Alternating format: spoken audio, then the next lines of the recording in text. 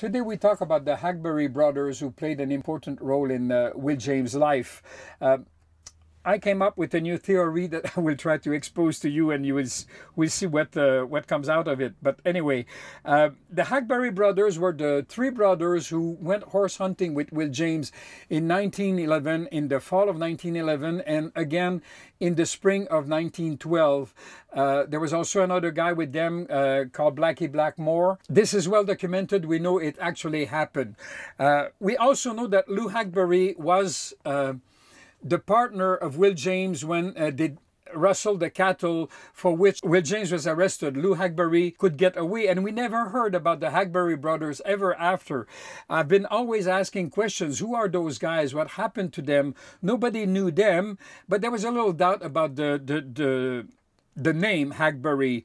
Nobody had ever heard about such a name, and since most of the Cowboys kept changing their names everywhere they went, we thought that maybe it was not a real name. I got a hold of Alice's unpublished and unfinished book that was provided to me by the people at the University of Nevada in Reno. Alice described their trip when they came to Kingman, and their first stop was in this town, Hackberry.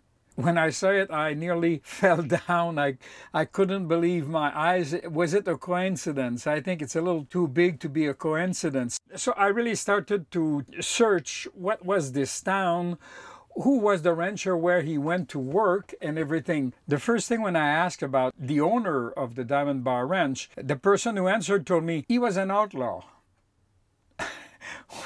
which was a bit surprising for me. Amaral in his book says something very important. He says that he never wrote anything in his book for which he couldn't prove the facts. And the other thing is, he said that it was too close from a certain reality. He preferred not to talk about certain topics that would not add anything to the story because some descendants were still alive and it was very near. I'm a little bit in a different situation than Amaral. It's already more than 50 years later. We are now in the fourth and sometimes even fifth generation of descendants.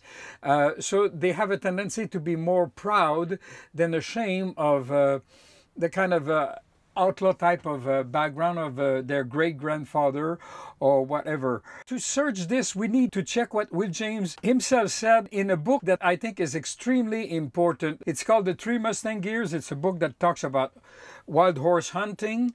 And in this, he has this line: "They are not outlaws because they are bad or want to be bad. There's no more desperate or vicious thoughts about their outlaw doings than there would be with a fox robbing a chicken coop. It's the only life they know. Riding is their work, and outsmarting stockmen and sheriffs while stealing cattle and horses is their pleasure." I think this is a key element in understanding what happened in Will James' life and why he did what he did. I think that this is extremely revealing. One of the things I want to show you is what I found in the Elko Museum in the Will James collection. I found this illustration. Obviously, this is wild horse hunting, very possibly in Idaho, as you see the landscape. And what is particularly interesting is the older cowboy that we see there. He's not a young cowboy, and usually Will James has tendency to portray himself in practically all the illustrations. So when I saw that, it caught my attention. I started to take a closer look. At that time, I didn't know about Tab Duncan, so I just took the pictures, hoping that eventually I will find this guy. And if we take a closer and closer look, there is definitely a similarity with Tab Duncan. I think we can go around that. And amusingly, in the book, The Three Mustang Years, Will James talks about the fact that at one point, the lead character had a little problem with the law in that part of the world before, and so he grew a mustache. We see that Tab Duncan also grew a mustache at a certain point in his life. It's unanimous, everybody agrees with that he was a very charming man, a very good sense of humor, very successful rancher and successful businessman, and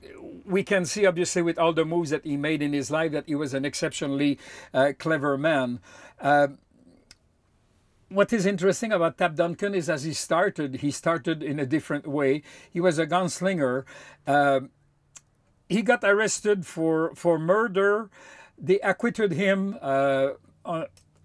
for self-defense reason.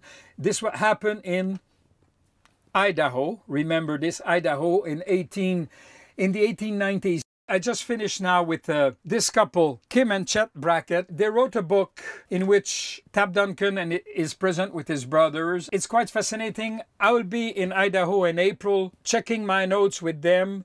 Hopefully, we will eventually prove this theory that actually Tab Duncan was the Lou Hackberry who never got caught.